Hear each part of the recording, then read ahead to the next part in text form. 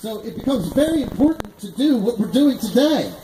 We are honoring those soldiers, we are eulogizing those soldiers, and we are paying attention. And I hope all of you are. If there's nothing that can get a Boy Scout's attention faster, it's artillery. Correct. The American artillery was very quick, and Washington loved his artillery. He loved his firepower. Typical boy, right? He came marching into Valley Forge with 12,000 men on December 19, 1777. Let's say that again. Rewind, reverse. 1777. Sometimes I'm a little bit quicker than my tongue. 12,000 men, 10,000 civilians, 20,000 people come marching right up this road here called Gulf Road. They arrived here. They set up their camp. Let's take out the trees. Let's put in the mud. Let's put in 20,000 people. Let's put in 1,500 horses. Let's put in 39 artillery pieces. When Washington leaves Valley Forge 6 months later, on June 19, 1778, he leaves with 90 artillery pieces, just like that back there. It's a 3-pound artillery piece, and Washington aggressively used them in battle. You guys, have you seen the musket yet? Have you seen how they do it yet? No. Well, when you go up there, you'll see people with muskets. Those are regular soldiers. Those soldiers are trained to fight in line. The reason why they stand up and shoot at each other in the field is because, and I'll get to you in a minute, boy, those muskets are very, very inaccurate. And they're only accurate up to about 100 yards. How many of you played paintball before? Yeah. A lot of you have played paintball before. Some of you have really liked paintball down there. Okay? But you know how inaccurate those things are. That means you can't hit anything really, really far away. You can always see the ball dip. And if you were able to see a musket ball beyond 100 yards, you would see the exact same thing. Very inaccurate. So they have to stand up together, shoulder to shoulder in a way, and they have to fire at the same time. So it becomes very important to do things together. And Valley Forge is about training the Army to do it together. And the artillery is really no different. The American artillery can fire 10 times in combat. That's very fast. 10 times per minute. That's blinding fast. In fact, even the British would give us props on that. But a British crew would actually be able to fire in the 1820s 20 times a minute. Trust me, folks, I've done the math, and that still doesn't make sense to me. And they So the American artillery has a time-honored tradition. It still does. And it finds its origins in the American Revolution. We are fighting against who? The British. We are fighting against British. We are fighting for our rights as Englishmen. And before the end of this contest between us and the mother country, blows will decide the fate of America.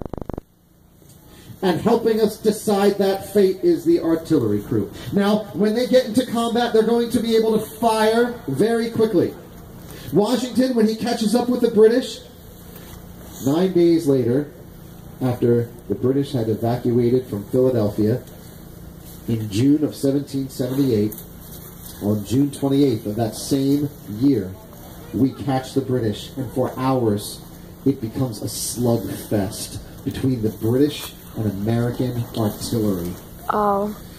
Washington would roll these 3-pounders up because they're very light.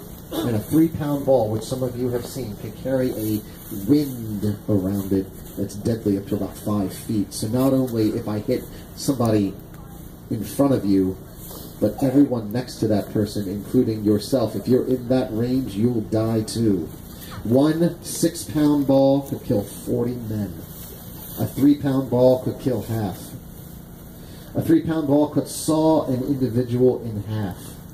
And the British and Americans would aim the cannon into the ground because there's no spin, so it won't dig into the ground. It will simply bounce on the ground for about 1,400 yards and go no higher than a soldier's head. Some of you have seen The Patriot, and they actually show that quite well. It's one of the few things that they actually show quite well in that movie. So what we're going to show you right now is exactly what they would do in combat. And Washington loved to put these up on the line with the musket men. And he would pour lead on the opposing lines, on the British. Can you imagine how scary that would be? I mean, it would be terrifying. So, without further ado, I give you the American artillery.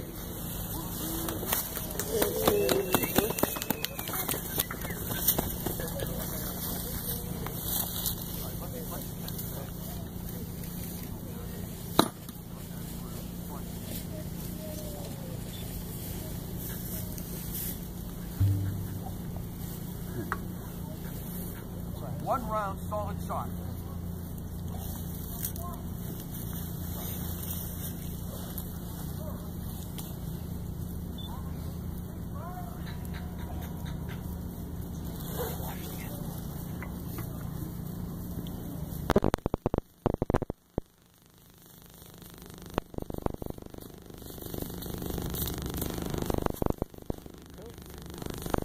The fastest one on the field was the ammo runner. And he would be a lot younger than me.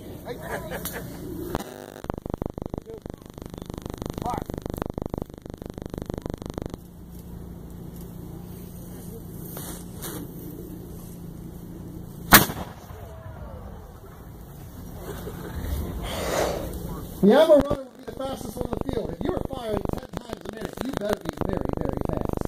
Are there any questions? Imagine 93 of those going off. I saw you first and you second. Go ahead. What's your question?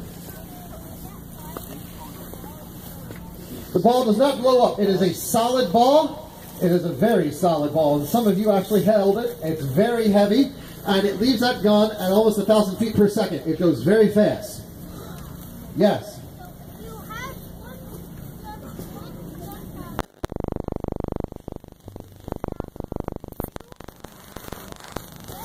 No, you could not use it again. Once the gunpowder is spent, you can't use it anymore. I got about 5 minutes for types of questions and all kinds of things. Yes. In the background.